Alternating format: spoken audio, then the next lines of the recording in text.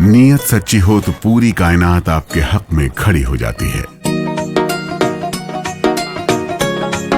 ਮਾਨ ਸਰਕਾਰ ਨੇ ਨਹਿਰੀ ਪਾਣੀ ਦੀ ਸਮੱਸਿਆ ਨੂੰ ਨਜਿੱਠਣ ਵਾਸਤੇ ਬਹੁਤ ਵਧੀਆ ਕੰਮ ਕੀਤੇ ਆ।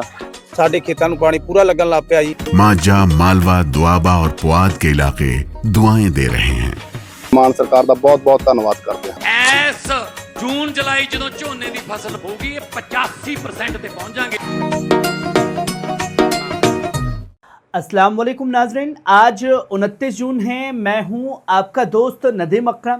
मिडल ईस्ट से इस वक्त एक नहीं, दो नहीं, बल्कि 12 बड़ी खबरें सामने आई है जो पूरे इलाके की सियासत, जंग और अमन तीनों की तस्वीरें बदल सकती है।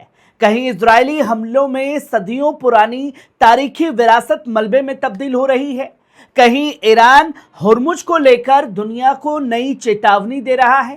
यमन से जंगी तैयारी की खबर है, सीरिया में गोलियां चली हैं और इजराइल के अंदर धमाकों ने नया सवाल खड़ा कर दिया है। तो बिना वक्त गवाए शुरू करते हैं आज की 12 बड़ी खबरों का सिलसिला पल पल न्यूज पर, जो है आपकी खबर, आपका भरोसा। जहां पहली खबर देख सकते हैं, इजरायली हमलों में लेबनान की सदियों पुरानी विरासत तबाह।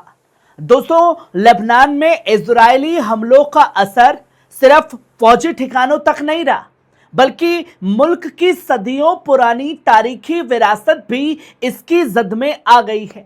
रिपोर्ट के मुताबिक बंदरगाह शहर टायर में मौजूद यूनेस्को की विश्व धरोहर में शामिल एक प्राचीन स्तंभ का ऊपरी हिस्सा हमले में टूट गया है। दक्षिणी लेबनान के एक और कस्बे में मुसलमानों और ईसाइयों दोनों के लिए अहम जियारतगाह तबाह हो गई है। वहीं नबतिया शहर के ममलूक दौर का इतिहास बाजार भी पूरी तरह नुकसान का शिकार हुआ है। लेबनान के संस्कृति मंत्री गसान सलामे का कहना है कि लगभग 4 महीने तक चले इजरायली हवाई हमले, जमीनी हमलों में दक्षिण लेबनान की कई अहम तारीखी और सांस्कृतिक इमारतें तबाह हो चुकी हैं।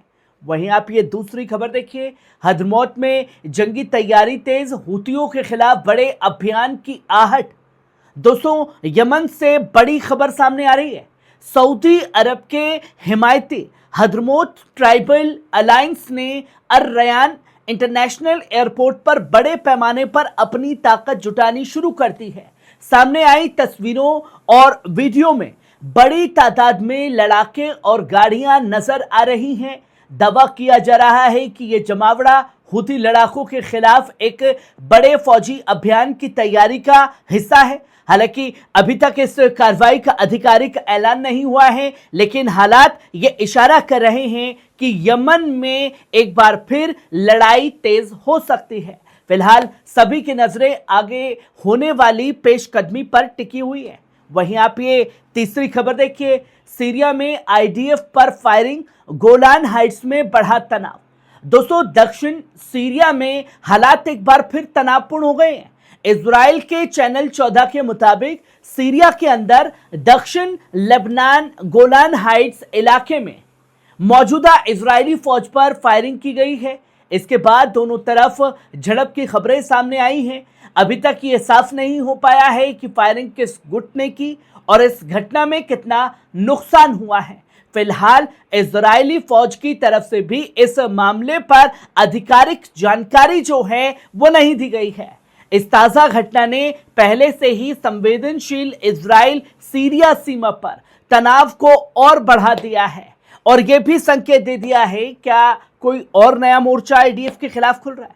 वहीं आप चौथी खबर देखिए, इजरायली मंत्री का बड़ा बयान, हमास और हिजबुल्लाह को खत्म करने की बात कही। दोस्तों, इजराइल का वित्त मंत्री बेजालेल स्मोट्रिच ने हमास और हिजबुल्लाह को लेकर बड़ा बयान दिया। उसने कहा कि अब तक इजराइल इन दोनों संगठनों को पूरी तरह खत्म नहीं कर पाया है। दोस्तों, ये बात खुद इजरायली मंत्री कह रहा है। और जब हमने ये कहा था, इजराइल ये दावा कर रहा था कि हमास खत्म हो चुका है, हिजबुल्लाह खत्म हो चुका है, सैयद हसन नसरल्लाह को खत्म कर दिया तो अब हिजबुल्लाह में बचा ही क्या, हमास की टॉप लीडरशिप को खत्म कर दिया तो उसमें बचा ही क्या। जब सब कुछ तबाह और खत्म कर दिया गया है तो स्मोट्रिच क्या अपनी हार कबूल कर रहा है, जहां दुनिया भर की ताकत का इस्तेमाल करने के बावजूद वो इन रेजिस्टेंस को खत्म नहीं कर पाया।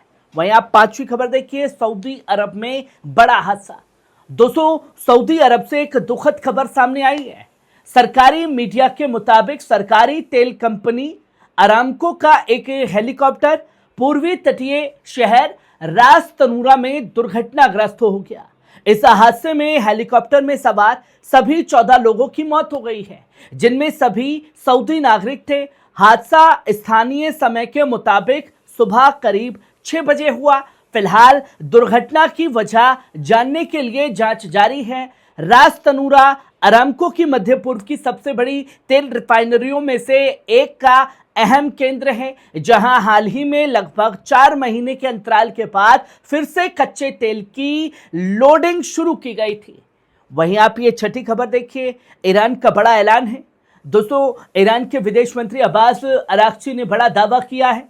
उन्होंने कहा कि अगले 30 दिनों तक स्ट्रेट ऑफ होर्मुज पर सिर्फ ईरान का कंट्रोल रहेगा और समुद्री रास्ते की निगरानी भी वही करेगा। अराक्ची का यह बयान ऐसे वक्त में आया है जब होर्मुज को लेकर पूरी दुनिया की नजर इस इलाके पर टिकी हुई है। दुनिया के तेल कारोबार का बड़ा हिस्सा इसी समुद्री रास्ते से होकर गुजरता है। वहीं आप ये 7वीं खबर देखिए, ईरान के सुप्रीम लीडर मुस्तफा खमेनेई का बड़ा बयान।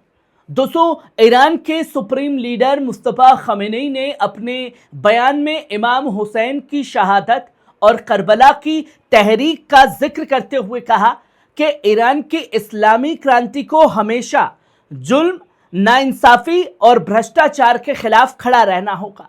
उन्होंने न्यायपालिका से कहा कि लोगों के हक की हिफाजत, भ्रष्टाचार के खिलाफ सख्त कार्रवाई और इंसाफ के तेज प्रक्रिया उसकी सब बड़ी जिम्मेदारी है। खमेनेई ने अमेरिका और ज़ायोनी नेताओं पर ईरान के खिलाफ अपराधों का आरोप लगाते हुए कहा कि इन मामलों को घरेलू और अंतर्राष्ट्रीय अदालतों में पूरी सख्ती से उठाया जाए और अपराधियों को इंसाफ के कटघरे में लाया जाए। वहीं आप ये 8वीं खबर देखिए, ईरान का बड़ा ऐलान है, जल्द मिलेंगे और भी एडवांस हथियार। दोस्तों, ईरानी फौज के प्रवक्ता ने बड़ा बयान देते हुए कहा कि ईरान 2 मोर्चों पर तेजी से काम कर रहा है। पहला, देश के अंदर आधुनिक हथियारों का उत्पादन बढ़ाया जा रहा है और दूसरा, दोस्त मुल्कों से एडवांस फौजी साजो सामान हासिल करने की तैयारी चल रही है। प्रवक्ता ने यह दावा किया कि आने वाले दिनों में ईरानी फौज पहले से कहीं ज्यादा आधुनिक हथियारों और रक्षा प्रणालियों से लैस होगी। ये बयान ऐसे वक्त में आया जब पूरे मिडिल ईस्ट में सुरक्षा हालात और फौजी तनाव लगातार चर्चा का विषय बने हुए हैं। वहीं आप ये 9वीं खबर देखिए, ईरान का ट्रंप पर तीखा हमला।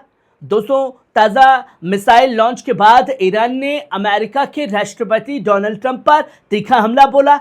ईरान की तरफ से जारी संदेश में कहा गया है कि इस जंग में ट्रंप की अगर कोई कामयाबी हुई है तो वह है सिर्फ अमेरिकी ताबूत बनाने वालों और घायल सैनिकों के लिए व्हील चेयर बनाने वाली कंपनियों की कमाई बढ़ाना है।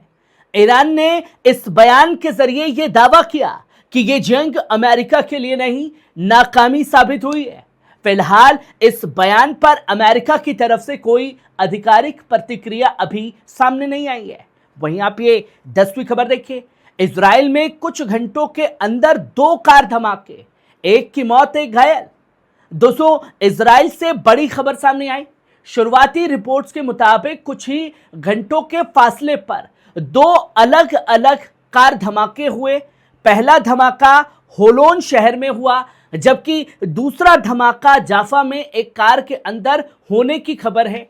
इन दोनों घटनाओं में अब तक एक शख्स की मौत और एक व्यक्ति के घायल होने की जानकारी दे रखी है। अब सोचिए दोस्तों कि बम ब्लास्ट होता है और इसमें सिर्फ एक ही व्यक्ति मरता है और एक ही घायल होता है। ये निंजा टेक्निक पर लगातार सवाल खड़े होते रहे हैं। अगर किसी और मुल्क में बम धमाके होते हैं तो लोगों के सामने तस्वीरें होती हैं, पर यहां इजराइल हर एक तस्वीर को छुपाने की कोशिश करता है। वहीं आप 11वीं खबर देखिए, हुर्मुज पर सख्त चेतावनी। दोस्तों, ईरान के विदेश मंत्री अब्बास अरागची ने स्ट्रेट ऑफ होर्मुज को लेकर एक बार फिर सख्त चेतावनी दे दी है। उन्होंने कहा कि अगर मौजूदा तनाव इसी तरह बढ़ता रहा तो होर्मुज को खुला रखना नामुमकिन हो जाएगा। अरागची ने यह भी दावा किया कि अमेरिका के साथ हुए समझौते के तहत होर्मुज के प्रबंधन की जिम्मेदारी सिर्फ ईरान के पास है। उनका कहना है कि अगर कोई दूसरा मुल्क या पक्ष इसमें दखल देने की कोशिश करेगा तो टकराव की नौबत आ सकती है। फिलहाल इस बयान पर दूसरे देशों की ओर से कोई आधिकारिक प्रतिक्रिया अभी तक सामने नहीं आई है। वहीं आप आखिरी और 12वीं खबर देखिए। नेतन्याहू का एर्दोगन पर बड़ा आरोप, अमेरिका तक पहुंचाएगा इजराइल मामला। दोस्तों, इजराइल के प्रधानमंत्री बेंजामिन नेतन्याहू ने तुर्की के राष्ट्रपति रजब तैयब एर्दोगान पर बड़ा आरोप लगाया है। नेतन्याहू ने कहा है कि मुश्किल से कोई दिन ऐसा गुजरता है जब एर्दोगान इजराइल की तबाही की बात ना करता हो। उन्होंने कहा कि इजराइल इन बयानों को बेहद गंभीरता से लेता है और इस मामले को अमेरिकी प्रशासन तक पहुंचाया जाएगा। नेतन्याहू ने साफ कहा कि इजराइल ऐसे बयानों को नजरअंदाज नहीं करेगा। ये बयान ऐसे वक्त में आया है जब इजराइल और तुर्की के बीच पहले से ही तनाव अपने चरम सीमा पर है। और क्या पहले फलस्तीन, फिर लेबनान, फिर यमन, फिर ईरान और अब क्या ट्रंप और नेतन्याहू की आंखों में तुर्की खटकने लगा है? ये एक अहम सवाल है दोस्तों। खबर कैसी लगी कमेंट बॉक्स में आकर के अपनी राय जरूर दीजिएगा। शुक्रिया।